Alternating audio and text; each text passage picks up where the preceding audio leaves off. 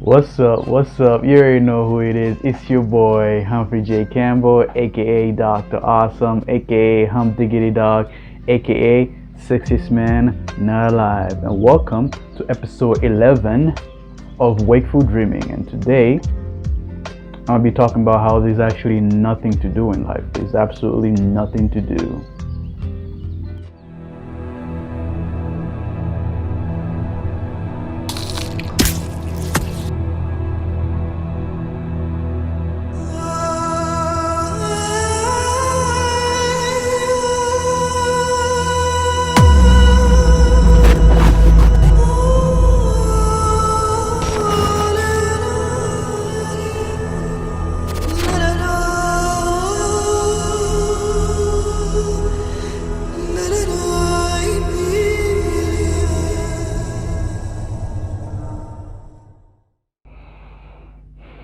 Okay, let's get this show on the road.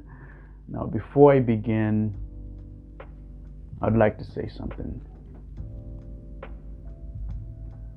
It has come to my attention that sharing this information is quite dangerous. It's actually really, really dangerous. Up until yesterday, I didn't know that. And now it makes a lot of sense. That's why, like, in the olden days, in the ancient times, like this talk about enlightenment, like these teachings, these yogic teachings, teachings about awareness, consciousness, all that good stuff. It was shared amongst the selected few, the initiated few. Because these gurus, these ancient people, they realized, they knew the danger of sharing this information to the uninitiated. The danger is that the person who isn't properly initiated into this type of knowledge can easily misunderstand it. They can easily let their imagination run wild, and they start living in fantasy land. They start living in fairy tale land.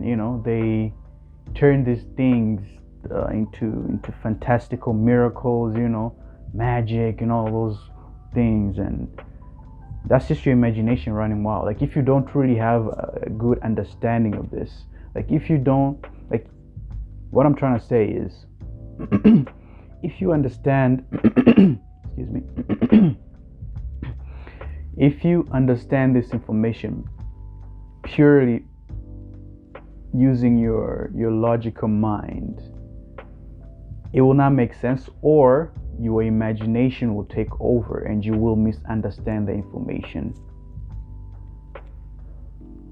So it's very important to transcend the mind. This information is beyond the logical mind.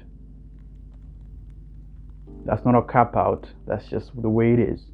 If you understand this information intellectually, it won't make any sense, and it's not supposed to make sense intellectually.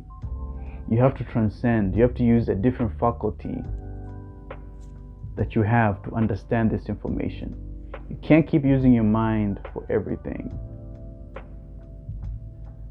Sadhguru puts it really well when he says, your mind is like a knife.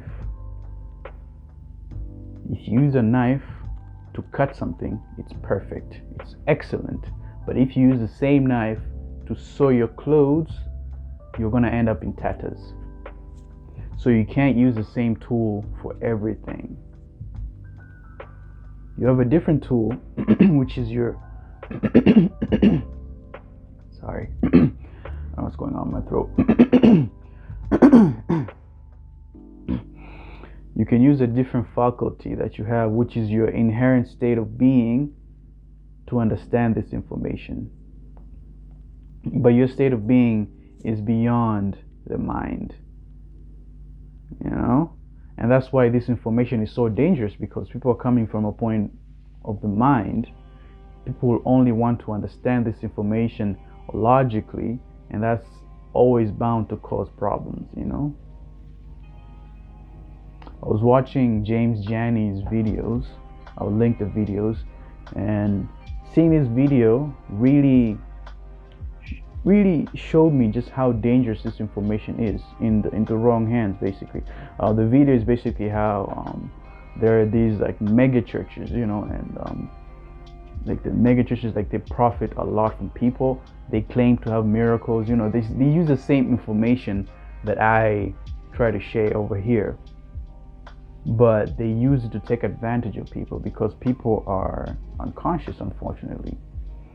They take advantage of people who are desperate, people who are in need, and they twist fate. They use the word of God, they use Jesus, whatever, to profit out of these, to profit from these people. So they use the right information, but because it's being used by the wrong people, because actually the thing is, these people aren't evil, There are no evil people. They're just conscious people and unconscious. When you're unconscious, even if you use the right methodology, your unconscious tendencies, your habitual tendencies to go after pleasure, they're gonna take over, and now you're gonna use these teachings as a means to satisfy your desires. For these people, they use it just to satisfy their desires. They have private jets, they have a shit ton of money, and the people who are helping them are the church attendants. They fund them without even realizing, because they fund them.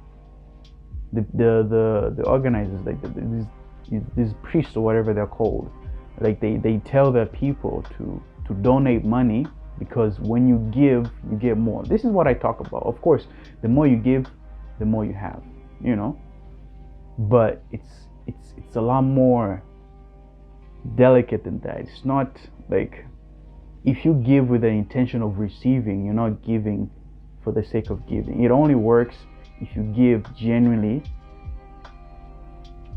But if you only understand this logically, the mind is like, obviously, if he's saying that when I give, I'll receive more, okay, so I want to receive more, so I'm gonna give, but like, you'll notice you're not really receiving, because your intention is not to actually give. It's so, like, that's what I'm saying, like, it's so difficult to explain this, because it doesn't make any sense to the logical mind. That's why you have to transcend this faculty of yours. You have to come to terms that there are things in this life that your logical mind cannot discern. It can try, but it just cannot, because the mind is limited. The mind functions on borrowed knowledge, and life is always spontaneous. Life is always new, and knowledge is in the past. I've talked about this before. Your knowledge is just a collection of borrowed information that you read. That's someone else's information. But what I'm trying to teach, like, I'm not trying to teach anything. What I'm trying to talk about here is a state of being where you don't depend on borrowed knowledge for you to function in your life. You depend on your inherent intelligence, not intellect. Intelligence. Intellect is borrowed knowledge, book knowledge. That's intellect. But intelligence is your own inherent nature. It's kind of like instinct. It's just kind of like intuition. You just kind of know. It's kind of like when a baby is born, they instinctively know to suck on the mother's nipple. You don't have to teach them. It's not knowledge, it's intelligence. And this intelligence is inherent in you, and if you utilize it, your life will become a lot easier. But if you only depend on the mind, which is limited, it can't, like the analogy, you can't use the same tool for everything. But because a lot of people are unconscious, they keep using the same tool. And some people use this information to take advantage of the fact that these people are unconscious. And actually, what's even more sad is the people who are doing this, they're doing it with good intentions. They actually believe they're helping these people, because for them, they're using it as proof. Anyways, I don't want to get too much. Jani explains it so much better. I'm just going to link the video down below in the description. Also, I thought about it. I want to add more value to give to you guys. I want to give more value to you guys. So not just about, I don't want to just talk about these things. I also want to start sharing resources that can help you guys if you want to take this journey, this journey of self-discovery, self-realization and ultimately enlightenment. I'm going to be attaching like resources like guided meditation. That's why things like meditation is really important, because meditation helps you transcend the mind. The meditation helps you to see the mind for what it is, which is just a tool, which is like a biocomputer, you know. You see it for what it is, and you don't let it run your life, you know. It's a tool. You are the master. When it becomes the master, you become a victim to your borrowed tendencies, you know, because the mind, since you're born, it goes on collecting habits and tendencies and prejudices, things that were taught to it. And if you're unconscious, these tendencies take the front wheel, and now you become an addict basically. You keep saying you want to quit alcohol, but you keep being, you keep being compelled to always want to pick up a bottle, because the mind has turned that into a habit. It's like that's knowledge. Like that's what we do. We drink every day. It doesn't matter whether it's good or bad. It's just something that we do. And if you're unconscious, you're a victim to these habits. But if you're conscious, the very meaning of being conscious is just for you to be aware. That's all. You're simply aware of what you're doing.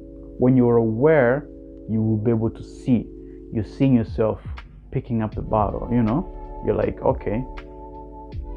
Like now I see myself. Like now I see that I have all these unconscious habits that are perpetuating my addiction. So when you bring awareness to that, you see it for what it is, you know? Now you can make better decisions and all those things because you have clarity now. But all that's to say that it's very dangerous sharing this information, because unless you've done the necessary work to transcend the mind, not to suppress the mind, not to demonize the mind, but to transcend it, to become above it. That way now you see it for what it is. You just see it as a tool that you use in your everyday living, you know. When you need to solve everyday problems, when you need to remember something, the mind is very useful. But when it comes to living life and being fulfilled, you have to get out of your mind and step into your being. And your being is simply you being in the present moment. You being in the present moment, you being aware, you seeing things for what they are. Not for what you think, not for what you want them to be, what they are, allowing you to apply the necessary solutions to solve it, and not using your unconscious tendencies to repeat old patterns which keep you in the vicious cycle, in the same problem over and over again. But I just wanted to say that because it's, you know,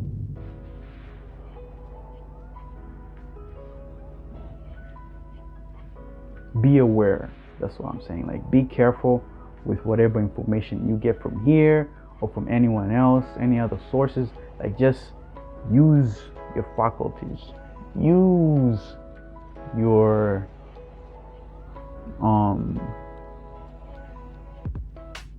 skepticism. Be skeptical with whatever information. It doesn't matter if the source claims to be a trusted source, or if the society has put them in this pedestal and like it doesn't matter who it is. It doesn't matter if you're talking to the president or a bum. Treat them all the same. Apply the same level of skepticism to the information that you attain from a bum, like with a bum and with the president. Don't fall victim to your conditioned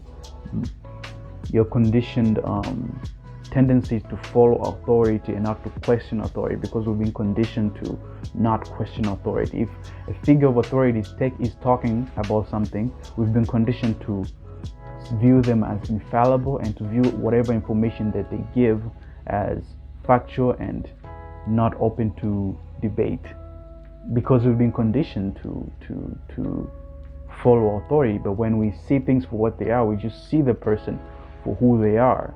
They're no different from a bum. And just because someone is perceived as a bum doesn't mean whatever information they're going to give you is useless. But if you go with the mind, with the prejudices and all those things, you won't see them for what they are. You see them for what you've been conditioned to see. You see the problem here of sharing this information? Because if you go with your tendency to, with your conditioned mind, you'll be like, this is bogus, or it's just fairy tale, wishy-washy stuff. It's, you know, or you can exaggerate it and turn it into something miracle. You know, a lot of new age spirituality guys, they talk about crystals and magic, and you can be an empath and telekinesis. You see, like, that's your imagination going wild. Why do you need something to be this fantastical? You know, why do you need to have magic? Why do you need miracles and all these things? It's just your imagination, bro. You're not seeing it for what it is. A guru, whatever, they're not special. An enlightened person is not special. There are no special people. Everyone is just equal. Everyone is just, they are who they are. Your need for someone to be special or something to be special is your own need to overcompensate. You feel a certain lack in your life, and that's why you want a special relationship, because if it's special, then it's more than what it is, and if it's more than what it is, then it can fill this void that I feel inside. But that's not true. It's not going to. Not until you get to the root problem, the root cause as to why you have that hole in the first place. You'll always be trapped in your unconscious tendencies to want to feel it, because the mind is inherently in survival mode. So it's always running away from pain and running towards pleasure.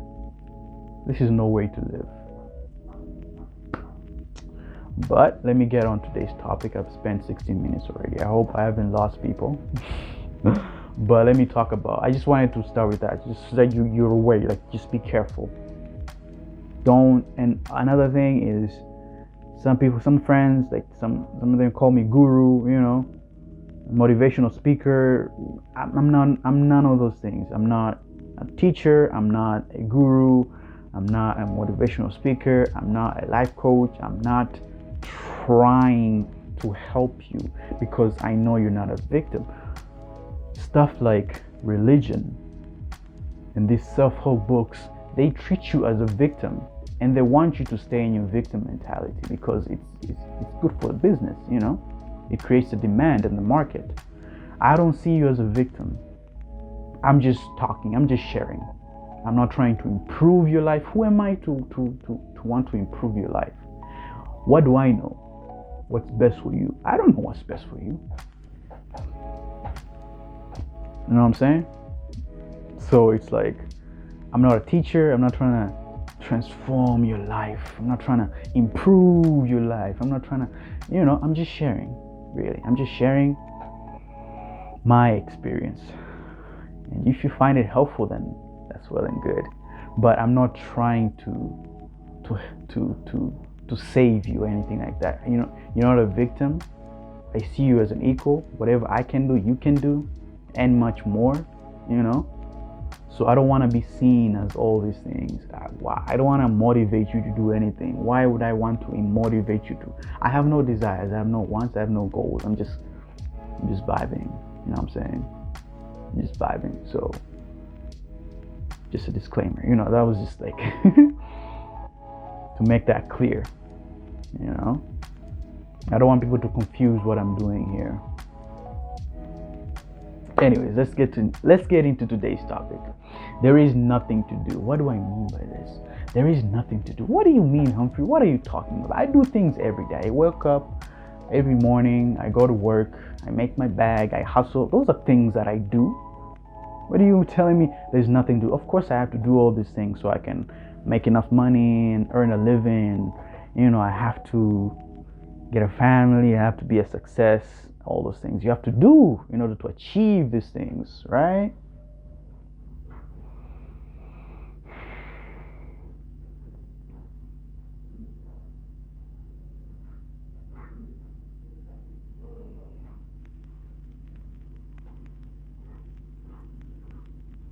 the silence make you uneasy? If you dwell in the realm of the mind, it will make you very uneasy, because your mind is gonna go, why isn't he saying anything? What is he gonna say? Relax. Okay. Yeah, there is nothing to do. What I mean by this, the only reason why you want to do anything is because you want to achieve something. And the only reason why you want to achieve anything is because you feel like something is lacking right now. And the only reason why you feel like something is lacking right now is because you want to achieve something. And this is where all suffering comes from. Desire. Desire is suffering. Because desire is you wanting a certain outcome that is favorable to you. And that's why you do anything, because you want a favorable outcome. And the reason why you want a favorable outcome is because that makes you feel good, you know? You're chasing that feel good. You're a victim. You're a slave to your own doing, which is another way of saying pleasure, you know? Desire. You're desiring, and that's why you're suffering. Because you want a specific outcome. And as you know, with life, you don't get what you want, you think you want. Because life is intelligent. The only reason you want a specific outcome is because you're running towards pleasure and running away from pain. And you suffer because life is going to give you what is, not what you think should be. You have to understand, the only reason why you want something to come out you want a certain outcome is because you're searching for pleasure, because you like how it makes you feel. But you need to understand, feelings, they come and go, they're not permanent. Okay? That's why living your life just wanting pleasure and avoiding pain is no way to live. The only reason why you suffer a situation is because you refuse to see it for what it is. You're living with an abusive partner. You refuse to see it for what it is, and you choose to see it for what you want it to be, for the person you want them to become, or the person you think they are, you know. You give them all these wonderful qualities, and you keep on ignoring the reality of the fact that they're abusive to you. But we do this in everything, you know, when we're unconscious, of course. When you don't have this awareness, you constantly think that there is something to do. You constantly think, I need to do this, I need to do this, I need to work. I need to work 16 hours every day, or whatever absurd amount number motivational speakers now talk about. You feel like you always have to do, you always have to do, but you realize you either end up getting burnt out, you know, or your suffering continues, it never ends. You have moments of pleasantness, and this is pleasure, but it's short-lived. Pleasure is short-lived, and with pleasure comes pain. You can't have one without the other, just like how you can't have darkness without light. So that if you think chasing pleasure is the way to go, just know pain is right behind, and it has to balance itself. In order for you to feel pleasure, you have to feel pain. In order for you to feel pain, you have to feel pleasure. So if you feel pleasure, for you to know it's pleasure, you first have to feel pain. You have to know pain. So you're always going to be in this vicious cycle, because you feel like you have to do. And the only reason why you feel like you have to do is because you're chasing that feeling. That's why you do anything. That's why you go to work. You don't really want to go to work. You just go to work because you want the money, and because the money is going to buy you, you know, the roofing, which is understandable, but also it's going to buy you pleasures. You know, you can watch movies, you can buy alcohol, drugs, you know, women, whatever it is. But you don't want to do the thing. You don't want to do the work. You force yourself because you feel like you have to. And the only reason why you feel like you have to do that is because you want this pleasure. You're an addict. You're unconscious. You're not aware of your patterns of behaviors. When you become aware, you realize there is nothing to do. Now, here's where the danger comes in. The danger I was referring to about talking. If you come into this thinking with your logical mind, it's like, what? That doesn't make any sense. If I don't do anything, I won't get anything. So I have to do it. It makes sense to do something. And other people who misunderstand, they're like, okay, so I have to do nothing. So they do nothing. But you can't do nothing. The idea that you're doing negates the nothing. If you're already doing, then it's already not, it's already, you get where I'm going with it, right? You can't do nothing. Like, you can't do it. So then what's the answer? What do you mean? It's a state of being. When I say there is nothing to do, what I'm referring to is you being in your inherent state of being. When you are in your inherent state of being, you're always present. You're in the present moment. You're not living in the past in your mind. Whenever you are faced with a situation, you don't go into your memory files to look for a similar situation so you can apply the same impulsive reaction to this situation, this new situation, which is usually the reason why you're stuck in these vicious cycles, because you keep applying the same reaction because you're using your mind, which is just a collection of memories, right? When you're in your state of being, when you're present, you respond to the situation depending on what the situation is. You see it for what it is, and the solution comes to you, and you reply, you respond. You don't react to it, you respond to it because you see it for what it is, not for what you think it is. When I say for what you think it is when you go into your memories. Let's say you had a girlfriend at some point. You guys, she started telling you she wants you to text her good morning every day. You don't do it, it turns into an argument.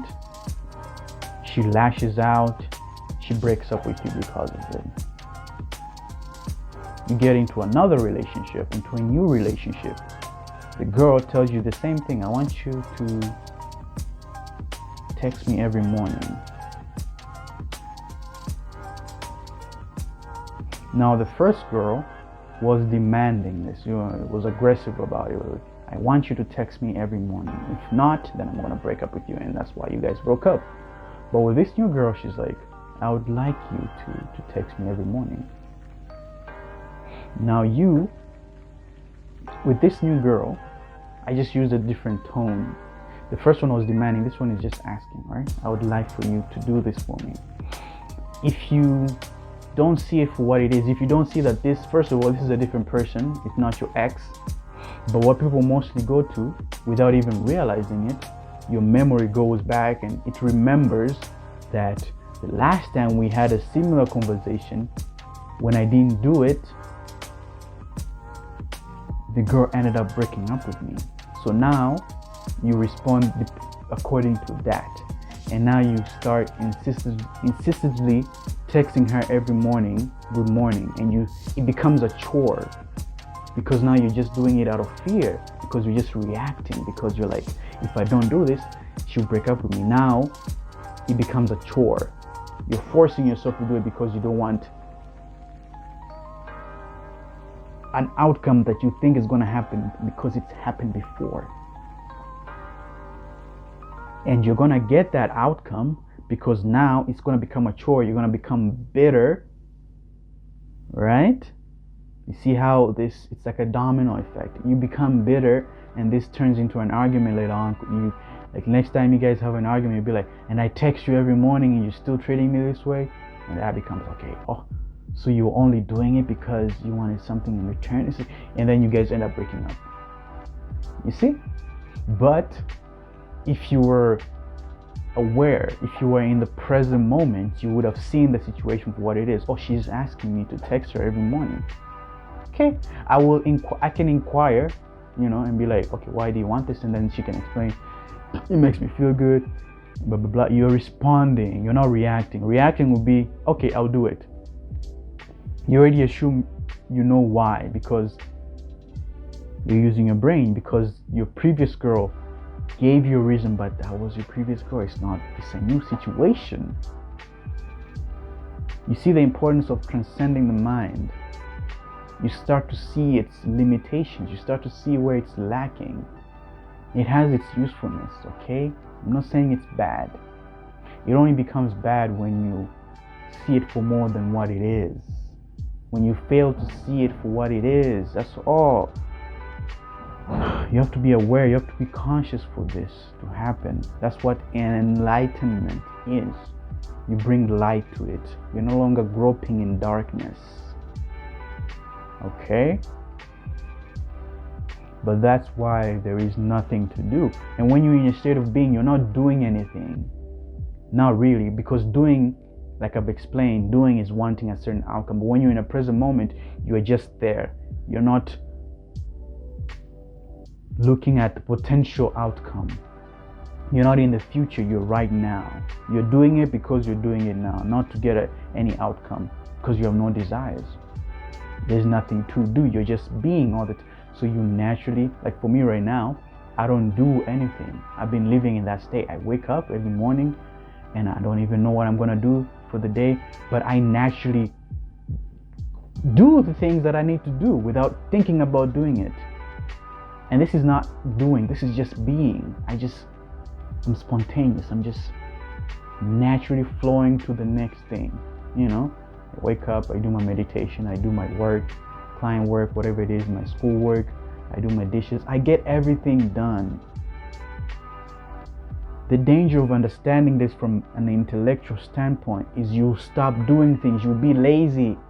You just lay in your bed because there is nothing to do. But you misunderstand. You can't do nothing. You can only be in a state of being, which eliminates doing. You're just flowing through life. This is what effortless living is. You trust the intelligence within you to get things done. The only reason you want to do anything is because that's your ego talking. It wants to micromanage because it doesn't trust. You have to trust yourself. You have to trust that you have your best interest at heart. But the only way to cultivate this trust is to transcend the mind, because in the mind you can't have trust, because the mind, for you to have trust, you have to be confident that, you see, like you're living in this certainty that no matter what, everything will be okay. But if you're living in the mind, there's a danger in every corner, because the mind is always on survival mode. It's always, when you're in your state of being, you're skeptical. And being skeptical means you don't take it, you don't just take it as face value. You critically think about it, you relate it to yourself, you investigate on the information. That's what being skeptical is. Being paranoid looks like skepticism, but it's not. The mind is paranoid. The mind always assumes there's danger. Always, because it's always in a fearful state, because your mind, your ego, feels like it's a separate entity. It feels like it's a separate entity. It's the whole analogy of leaving the Garden of Eden, right? When we left the Garden of Eden, that implies that we became separate from God, and that's why we became fearful, on all those things. But it's not literally that we left the Garden of Eden. What that means is when you're living in your ego, when your mind, you feel like you're a separate self. You feel like you're disconnected from nature, from reality, from God, right? You feel like you're a separate, alone individual. And when you're alone, naturally you're gonna be fearful because you feel like there's danger at every corner because you're alone. You're no longer connected. But when you're in a state of being, you come out of this illusion of separation. When you're in a state of being, the doer and the doing becomes one process. And that's why you just flow effortlessly. But when you're in a state of the mind, when you're in a state of wanting to do, when you're in a state of thinking there's something to do, there's a separation between the doer and the doing. But it's all one process. It's kind of like that analogy of the cat, right? Imagine this scenario. I believe Alan Watts talked about this. Let's say you have this border right here, right? Like there's a wall right here, and a cat starts coming out from this side, right? Look at my finger. Like, let's say this is my hand, right? This is a cat, and the edge, right, is like the wall, and you see a cat coming from behind the wall. First you see its head, then its body, then its tail. Now, would you say that the happening of the head caused the tail? No, it's all one process. The only reason why you feel like there's a divide is because you're only seeing one thing at a time. You're seeing the head, then the body, then the tail. This is the same thing. When you think the action and the person and the thing doing the action are separate, you've divided it because the mind, the intellect, is a tool for division, separation. But existentially, in reality, there is no divide between the doer and the doing.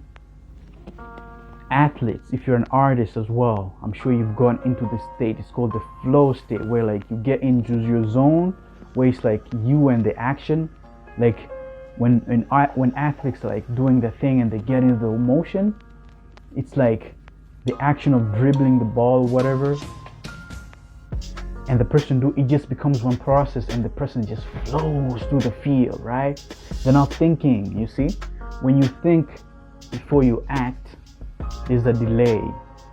It's a split. It's like a very in the grand scheme of things, it seems like a very small delay, but existentially, it has an effect. If a footballer thinks before they kick the ball, they've already gone in their way, and now there's gonna be hesitation, and they're probably gonna miss.